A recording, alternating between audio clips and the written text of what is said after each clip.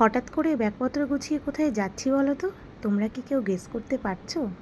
একটু ওয়েট করো, সবটাই তোমাদের সাথে শেয়ার করব। এই everyone, welcome to my video in my mini series. Summer vacation পড়েছে প্রায় অনেক দিনই হয়েছে, কিন্তু এত গরমের কারণে কোথাও আর যাওয়াই হচ্ছে না। শুধু ভেবেই যাচ্ছি এখানে যাব ওখানে যাব, বাট ফাইনালি ব্যাগপত্র গুছিয়ে আমরা বেরিয়েই পড়লাম মন্দারমণি। আমার ননদ আর পাপাইদা মিলে আমাদেরকে প্রায় অনেক দিন ধরেই মন্দারমণিতে নিয়ে যাওয়ার জন্য প্রচুর রিকোয়েস্ট করছিল, কিন্তু সেভাবে আর একসাথে হয়ে উঠছিল না। যেহেতু সামার ভ্যাকেশনে মামকেও একটু ঘোরাতে হবে, তো ফাইনালি আমাদের একসাথে ঘুরতে যাওয়া। আর হ্যাঁ, আমাদের ঘোরার ট্রিটটা কিন্তু পুরোটাই ওরাই দিয়েছে, তো তার জন্য অনেক থ্যাংক ইউ, অনেক ভালোবাসা। ব্যাগ তো গোছানো কমপ্লিট, এবার আমাদের রেডি হওয়ার পালা। ডিনার কমপ্লিট করে একে একে আমরা প্রত্যেকেই রেডি হয়ে গেছি বেরোনোর জন্য।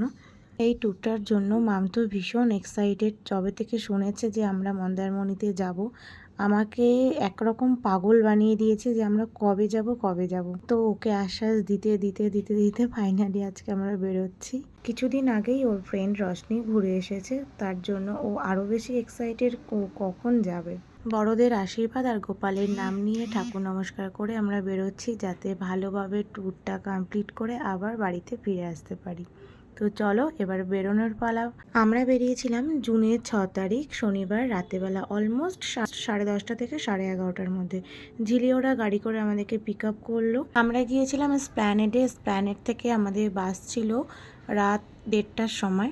মামের সাথে সাথে কিন্তু আমরা প্রত্যেকেই ভীষণ এক্সাইটেড ছিলাম এই ট্যুরটা নিয়ে। সত্যি কথা বলতে, ঝিলিদের সাথে আমরা একসাথে ট্যুর করেছিলাম সিকিমে, তারপর লাস্ট ট্যুর হয়েছিল দীঘা, তারপর প্রায় 2-2.5 বছর পর আবার এই মন্দারমণি।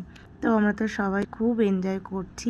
আমরা এর আগেও এসপ্ল্যানেড থেকে বাসে করে দীঘা গিয়েছিলাম, এক্সপিরিয়েন্স খুবই ভালো ছিল। তো এইবারও সেম এসপ্ল্যানেড থেকে বাস ধরে আমরা নামবো চাউলখোলা, ওখান থেকে অটো করে কিংবা টোটো করে একদম মন্দারমণি আমাদের রিসর্টে।